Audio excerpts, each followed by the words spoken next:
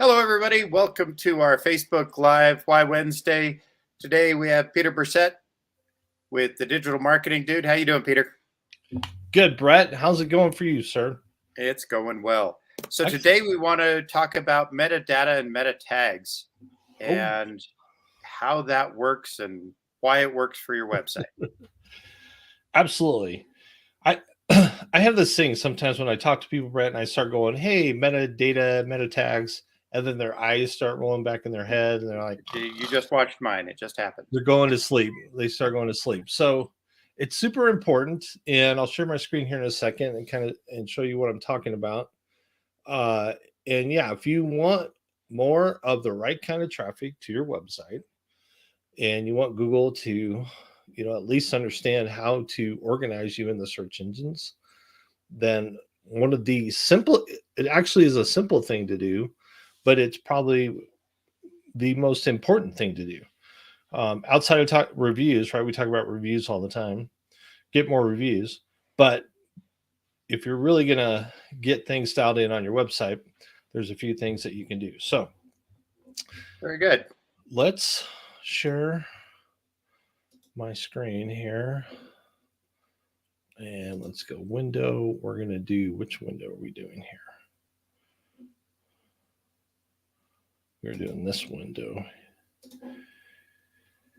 here. So first of all, there's a cool little tool that you can download for free. It's called Screaming Frog. And I'll put this link in the chat here. I'll send it to you, Brett, and then you can send that out to folks. So you download it, install it on your machine, called Screaming Frog. So it's got paid features, but for what we're doing, no reason to do that. So let me pull up Screaming Frog. It's already open.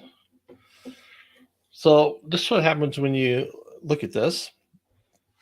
And I just worked on a client's website to update their metadata, meta tags, called tradingwheels.org. So we're going to crawl that site. It's going to scan that site and pull in a whole bunch of data. So the main thing we're concerned about are page titles and meta description. So page title is a meta tag. A meta description is a meta tag. Meta keywords is still referenced, but it's not actually a thing anymore. People used to use the meta tag called keyword and just throw all kinds of keywords in there on every page. And after a while, Google said, we're just not even going to look at that anymore because you're not even using it the right way. So we're just ignoring too much junk. Yeah, too much junk. So we're not even going to use that. So don't need to worry about that. H1. So H1 is HTML. It's a headline. It's the first headline typically on a page, and it references the HTML tag called H1. H1's usually your largest headline on a page. H2's the next size. H3, H4, H5, if you have all that on your website. Gotcha. Versus a paragraph tag. So just regular text on your site would be a paragraph tag versus a headline. And so that is important in the mix of this. And then the other thing we'll talk about on images is what we call alternate text. So let me just pull up a page of their site so that we can see what we're actually talking about here. So you said a headline tag versus a paragraph tag. Paragraph tag has something to do with what a block of information's about instead of the entire page? Yeah, a paragraph tag is just normal text on the page. Okay. Regular text versus a headline. So for instance, Trading Wheels LLC, this is H1 tag, and that's the HTML for it. This text down here is just standard text. Would be a paragraph tag in the HTML. Okay. For that. But if you hover over the tab, you can see the title shows up there. So dog training, Broomfield, Colorado, dog behavior experts, training wheels.dog. So that's that's one place where, you kind of see the result of that. But if you click on this, I'm going to come down here and we right click and view page source. You can look up these things. Wow. Yeah, it's a whole bunch of stuff. I don't understand most of this, but I know what a title tag is.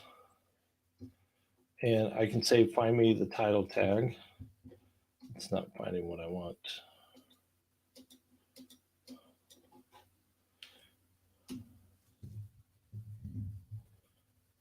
Okay, how about my description? All right, for some reason it's, my page is not responding. It looked like it was having problems. Yeah. It's reloading here. Let's see. So bottom line of the thing I'm getting right now is why they hire you to do this.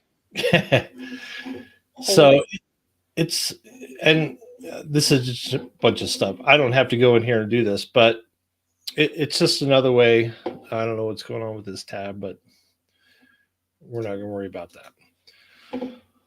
So this particular site's built on Wix, but when we build on our platform, Osidea.com or WordPress, there are places in there where you add the title tag, you add the description, because I want to know what that description is going to look like when I do a Google search. So if I'm looking for training wheels, dog training,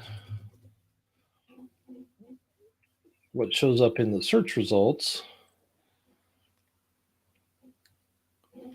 is what I want to show up. So this whole phrase here and this description, that's my title tag, and that's my description. That's the one we created for them. So this is why this is so important to get these dialed in, because this is what people are going to read when they do a search and looking at your site. So you want to give them the information that not only helps Google, but it's written so that a person can look at this and go, oh, I need to go see more of this information. I need to check this out. So let's go back to our tool here and look at our page titles. So here, if you scan your website, you can see what your page titles are. And you can go, all right, is this... Okay, we're still looking at Training Wheels LLC. Oh, why didn't it switch back? Hang on. Let's go back. I thought I shared the whole, I need to share entire screen. And then that won't happen. All right, so we put it in here and we did the search. So we've got our page titles. Mm-hmm. So it shows the page titles. So we can look at this and go, all right, what do we need to update here? Is this really what I want? So when I look at this, I'm looking at this one and going, we were supposed to update that one. That doesn't look updated. Training philosophy looks really generic because we want something about dog training in Broomfield. So we're really dialing in. So the main thing in looking at their competitors, we want to make sure that they're coming up as high as possible for dog training in that area. So that page could do an update. Here's your meta descriptions. Again, here you can see the length of them. So generally around 170 to 180 is a good number. Sometimes we'll do a little bit more in terms of the number of characters. But we want to reference kind of those same kind of keywords again in the description, but also write a description that's appealing to people in the search results. Makes sense. Yeah. And similarly, if you can do it for the H1, again, the focus should be writing it for the people visiting your site, not necessarily strictly for the search engines, because if you do that, sometimes it can kind of sound weird. I've had so many arguments with SEO people, especially 3, 4, 5 years ago. And I would look at the first thing that comes up, and it made no sense for anything except a search engine. I'm like, no, I've got people actually reading this. Yeah. Write it. I mean, understand that these are important to update to help Google, but primarily you're doing this to help your users and visitors understand, what the page is about, and don't make it weird, because then they're gonna be like, what is going on here? Right. So the other thing to look at is what's my word count on each page, because if you're pretty light on word count, contact page, yeah, whatever. But here you have your training philosophy page, 257 words. Well, training philosophy sounds like there should be a lot that you could say about that. Right. And that could easily be 700 words or 1,000 words to really beef up the quality of that page, because that's part of what Google's looking at too. They want a quality page, a page that has really good information for the visitors that are visiting it.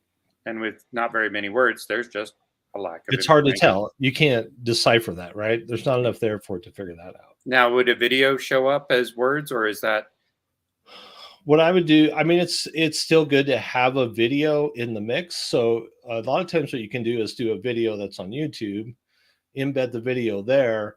And if it's that keyword phrase, Google also likes to do mixed search results. So it may show your site and that page, but it may also show the YouTube video directly to YouTube.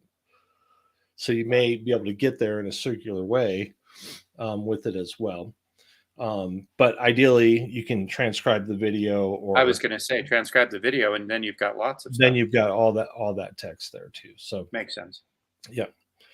And then the other thing on images is, so here's all these images, and I think I mentioned this probably before with some of the things that Google's looking at, Load time. just for what they can find, but also they're also looking at the alternate text. It's called alternate text on your Okay. images, and that is used a couple ways. One, it helps Google understand what the page is about, because you can give more of a description of that image Mhm. and that page. But for accessibility, so people that are using website reading tools, someone that's visually impaired, then those tools will read that alternate text so that it helps them understand what that image is, because they may not be able to see that image. And so if you come down here to image details and you look at this line, you can see here's the alt text. So, and then you just want to kind of come down and make sure every image on the site has some kind of alternate text in there. So this one So doesn't. that could be the stuff. So when you've got a search and you've got a little picture on the side of the organic search, Yep. that could be what Google's looking at right there. It will help that, right? That's still not Nice. 100% right how that works and stuff, but if you have more description in that alt text, it can help. It's going to If help you have Google nothing, obviously figure out you're what doing it's. yourself a disfavor. Yeah. So this one doesn't have one, but this particular image was a background image on a page. Right. And Wix system doesn't allow you access to add that alternate on that particular image. But pretty much anything else that we made sure that we added that alternate text. Nice. So those things there, like if anybody says, hey, we're going to do your basic on-site SEO, that those pieces are the fundamental pieces. From there, it's, do you want to expand the content, write more content, those types of things. But researching what your competitors are using, what's the really main keywords for your area that are. So you could use this Screaming Frog to sort of scope out your competitors and take a look at. Yeah, because you can look at any website and see what they have there and see what they're doing, and just look at where they're at in the search results. Nice. And get an idea of what they're doing, and look at, I mean, how many words do they have on a page?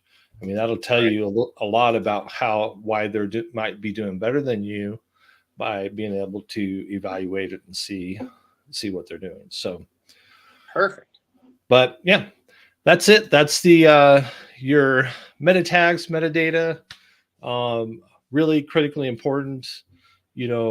we automatically do all of this stuff with every website that we build. It's just, to me, that's just absolutely mandatory. Like you can't build a site today and not have all of that stuff built into it. So Right. You got to have it.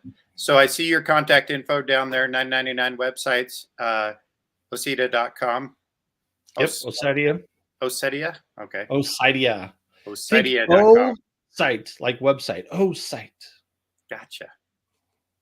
So reach out to Peter if some of this doesn't make sense and you don't want to do it yourself. Yes. Glad to talk about it in simple terms. So, yep. Thanks for the information, Peter. Really appreciate it. And we'll see you next month. See you next month.